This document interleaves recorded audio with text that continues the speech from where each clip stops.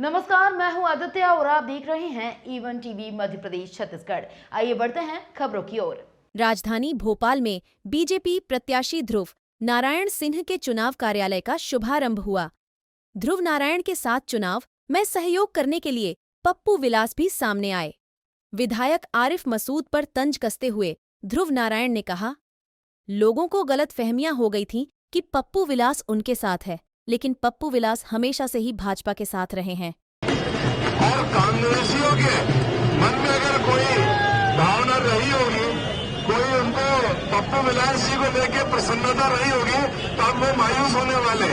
अब उनको ये लग जाएगा कि भारतीय जनता पार्टी के लोग उस बात को मानते हैं कि जब आपस की वो बात तो वो है 100 हमें 5, जब दूसरा करेगा तो हमें बोले 105।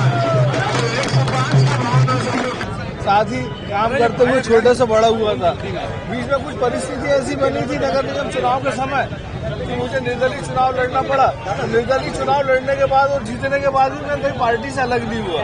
मैं हमेशा पार्टी के कार्यक्रमों में पार्टी से जुड़ा रहा।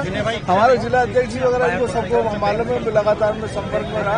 और आज में पुनः पार्टी ने जो मेरी आवश्यकता लगी, पार्टी की तरफ से मुझे आदेश हुआ, हमारे महाराज ज्योतिरादित्य सिंधिया की तरफ से आदेश हुआ कि आपको पार्टी ज्वाइन करना है और पार्टी के अंदर काम करना है और भारतीय जनता पार्टी के जो प्रत्याशी उसको विजयी होने में मदद करना है। तो उनकी बात सुन के मैंने पार्टी में जो पुनः वापसी का निश्चय किया, वो पार्टी के साथ हुआ। देखिए, ऐसा है कि भारतीय जनता पार्टी के लोग कहीं भी हो, आखिर में भारतीय जनता पार्टी को वो छोड़ते नहीं है और भारतीय जनता पार्टी को अपनी मां समझते सभी कार्यकर्ता। पप्पू विलास जी का भारतीय जनता पार्टी के प्रति प्रेम कभी कम नहीं हुआ। वो तो वक्त और परिस्थिति और हालात ऐसे बन गए थे कि उनको ऐसा निर्णय करना पड़ा, लेकिन पार्टी भी उनको नहीं छोड़ सकती, वो भी पार्टी को नहीं छोड़ सकते।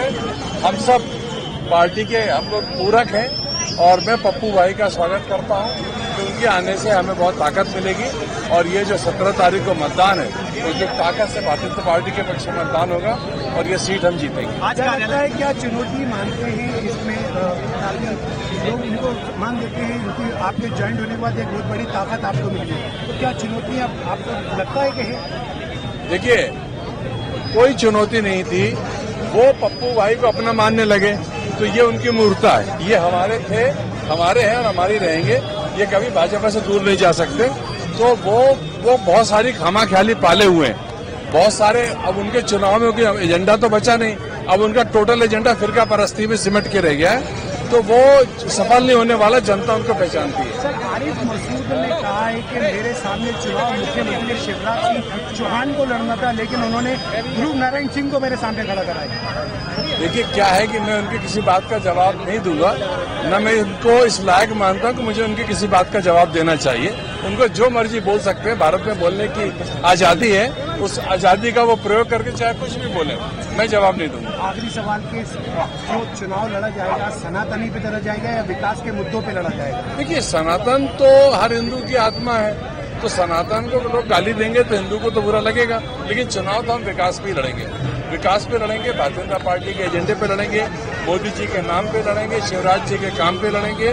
और जो 20 साल में भोपाल मध्य प्रदेश में विकास हुआ है, जो देश में काम हुए, वो एजेंडा पे चुनाव लड़ेंगे। लेकिन अगर सनातन को गाली दी जाएगी तो उसका विरोध हम सब करेंगे, पर वो हमारा